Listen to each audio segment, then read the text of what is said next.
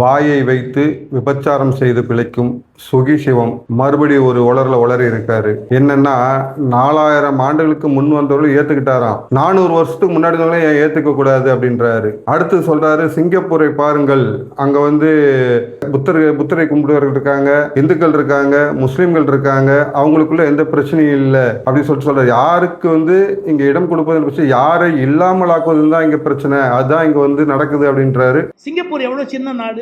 சிங்கப்பூர்ல இஸ்லாமியர்கள் இல்லையா? சிங்கப்பூர்ல புத்தர்கள் இல்லையா? பௌத்தர்கள் இல்லையா? சிங்கப்பூர்ல மலையாளய இஸ்லாமிய நண்பர்கள் இல்லையா? சிங்கப்பூருக்குள்ள இல்லையா? இருக்காங்க. 3 மதம் இருக்கு, 3 மொழி இருக்கு, 3 இனம் இருக்கு, டாமினண்டா இருக்கு. ஏதாவது பிரச்சனை இருக்கு சிங்கப்பூர்ல?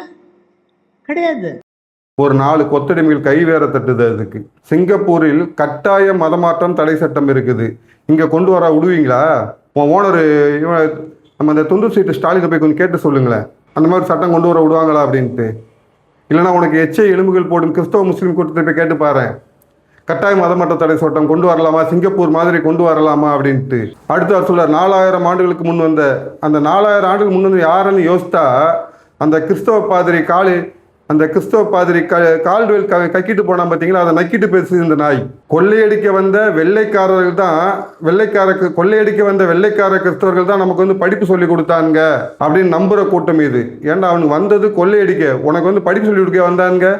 கொள்ளையடிக்க வந்தால் நம்மளை முட்டாளாக்கி எப்படி செய்யலாம் பார்க்குறது இந்த கல்வி முறையை கொண்டு வந்தாங்கிறது. மெக்காலே கல்வி முறை என்பது நம்மளை முட்டாளாக்கும் ஒரு செயல். ஆனால் இதெல்லாம் மூடி மறைச்சு என்ன செய்யுது, 4000 ஆண்டுகளுக்கு முன் வந்த அப்படின்னு சொல்லிட்டு சொல்லுது. 4000 ஆண்டுகளுக்கு முன் வந்தா என்ன, 40,000 ஆண்டுகளுக்கு முன் வந்தா என்ன? நீ சொல்றது அந்த கால்வெல் கக்குனதை பேசிட்டு இருக்க. நான் என்ன சொல்றேன்னா, 4000 ஆண்டுகளுக்கு முன் வந்த அளவு வச்சுப்போம். அவங்க எங்களுடைய இடத்தை அபகரிக்கவில்லை, எங்களுடைய பெண்களை அபகரிக்கவில்லை, எங்களுடைய பொருட்களை அபகரிக்கவில்லை, எங்களுடைய இடத்தை அபகரிக்கவில்லை.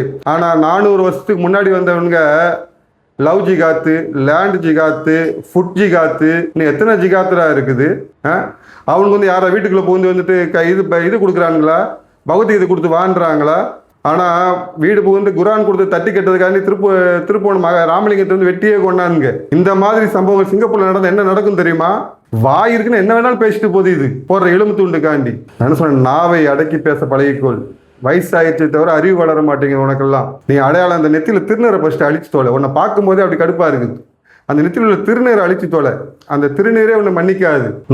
ஆட்சிக்கு வந்த பிறகு 100க்கு மேற்பட்ட ஆலயங்களை இடித்து திராவிட முன்னேற்ற கழகத்துக்கு கொடி பிடிக்கிற நீ, இந்துக்களை காபிர்கள் அவர்களை அழித்தொழிக்க வேண்டும் என சொல்லப்படும் ஒரு மார்க்கத்தினருக்கு கொடி பிடிக்கும் நீ, அப்பாவி மக்களை மூளைச்சலை செய்யும் மதமாற்ற கூட்டத்திற்கு விலைக்கு பிடிக்கும் நீ, இந்து மதத்தை பற்றியோ இல்லை இந்தியாவை பற்றியோ பேசவே கூடாது. நீ எல்லாம் எலும்பு துண்டு போடுறான்றதுக்காண்டி எவன் காலையும் நக்கி பிழைக்க நாய் நீ.